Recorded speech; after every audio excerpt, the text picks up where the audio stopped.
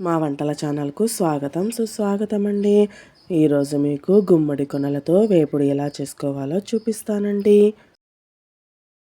ఇవి గుమ్మడి కొనలండి. వీటిని సన్నగా తరుక్కోండి. నీళ్ళల్లో 2-3 సార్లు బాగా కడుక్కోండి. జాలరీలో వేసుకొని వడేసుకోండి.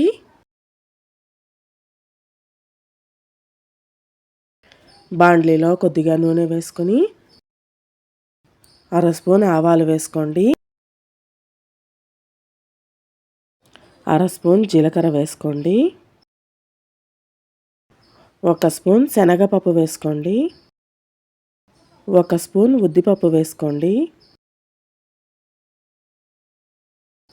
కాసేపు మగ్గనివ్వండి. సన్నగా తరిగిన ఒక మీడియం సైజు ఉల్లిపాయ, కొద్దిగా కరివేపాకు, 2 ఎండుమిరపకాయలని తుంపి వేసుకోండి. 4 పచ్చిమిరపకాయలని ఇలా చీలికలు చేసుకుని వేసుకోండి. 3 వెల్లుల్లిపాయలని కాస్త దంచుకొని వేసుకోండి. అంతా బాగా మగ్గనివ్వండి. వెల్లుల్లిపాయలు అంతా మగ్గిపోయాయి కదా. ఇప్పుడు మనం వడేసుకున్న గుమ్మడి కొనల ఆకుకూరని వేసుకోండి.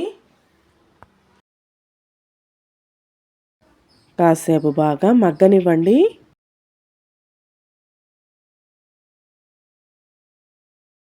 చూడండి, ఆకుకూర చక్కగా మగ్గిపోయింది కదా. ఇప్పుడు రుచికి సరిపడా ఉప్పు వేసుకోండి.